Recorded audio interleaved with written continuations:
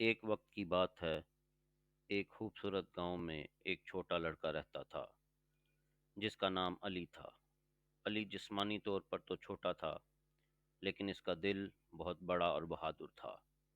وہ ہمیشہ دوسروں کی مدد کرنے کے لیے تیار رہتا تھا اور اپنے گاؤں کے لوگوں کے دل میں ایک خاص مقام رکھتا تھا۔ ایک دن گاؤں میں یہ خبر پھیل گئی کہ قریب کے جنگل میں ایک بڑا شیر آ گیا ہے جو گاؤں کے مویشیوں کو نقصان پہنچا رہا ہے۔ گاؤں کے سب لوگ بہت خوفزدہ تھے اور کسی کو بھی جنگل جانے کی ہمت نہیں ہو رہی تھی۔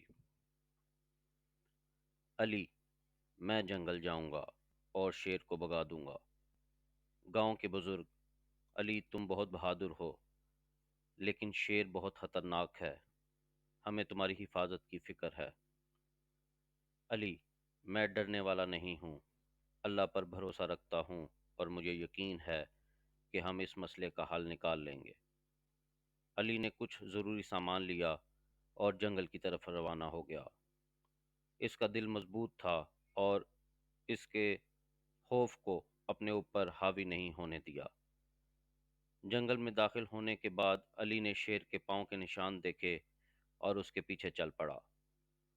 کچھ دیر بعد علی ایک بڑی کھائی کے قریب پہنچا جہاں شیر آرام کر رہا تھا۔ علی نے ایک منصوبہ بنایا۔ اس نے کچھ خشک لکڑیاں اور جھاڑیاں جمع کی اور آگ جلائی۔ شیر آگ کی روشنی اور دھوئیں سے گھبرا گیا اور دور پہاڑوں کی طرف بھاگ گیا۔ علی نے جلدی سے گاؤں واپس جا کر سب کو خوشخبری سنائی۔ شیر بھاگ گیا، اب وہ گاؤں کے مویشیوں کو نقصان نہیں پہنچا سکے گا۔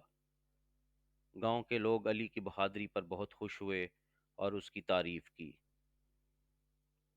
گاؤں کے بزرگ: علی تم نے ثابت کر دیا کہ بہادری جسم کے سائز سے نہیں بلکہ دل کے حوصلے سے ہوتی ہے، تم ہمارے ہیرو ہو۔ علی: یہ سب اللہ کی مدد سے ہوا ہے، ہمیں ہمیشہ اپنے مقصد کے لیے ڈٹ جانا چاہیے اور مشکل حالات کا سامنا کرنا چاہیے۔